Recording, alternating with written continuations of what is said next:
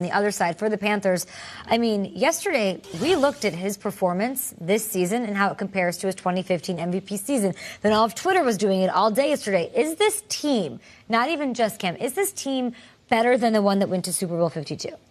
It's tempting to jump on. It's because I'm just looking at the offense. And, you know, we've talked about his Cam better. I look at especially the ingenuity and Christian McCaffrey. This is why they drafted him, because he can do it all. That 2015 team had Jonathan Stewart, who I love, is one of the great end zone leapers of all time, great football player.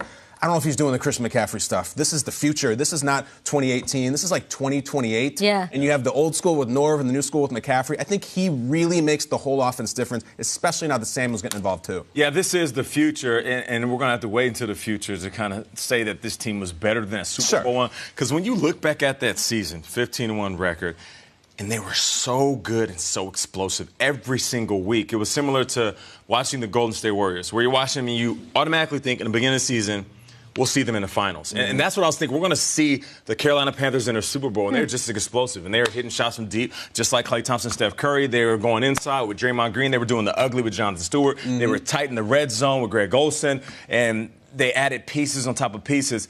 But this team is different, though. Can they be that? Sure. But they're not undoubtedly the best team in football. In that season, they were. I don't think anybody was close to them. That's fair. And they were just running away with it the closer they got to the Super Bowl. I'm going to hedge the bet here because I don't think the NFC was close to what the NFC is now. Talk about it. I mean, that's the thing. They played the Cardinals in an NFC championship game, and the Cardinals were kind of this upstart team. And it was a cool story with Carson Palmer having this great career year. But the Seahawks were on the downturn after a great run with them, and it felt like it was a weird transition time. And the Panthers, right team, right time, 15-1, had an amazing run, beat up on the Falcons, we know.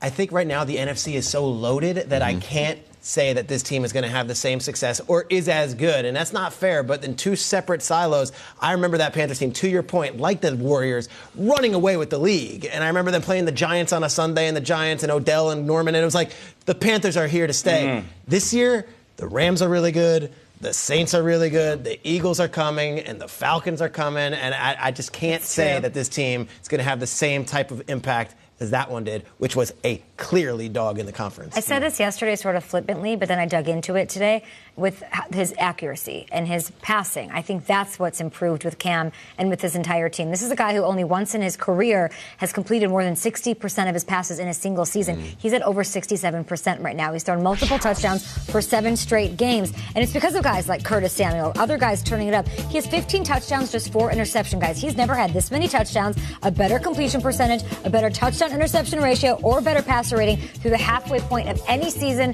in his entire career. And that includes his MVP season back in 2015. He's being accurate, which is the biggest knock we always hear about Cam. He's savvy now. Yeah. He's not just a brute force Cam Newton. Right?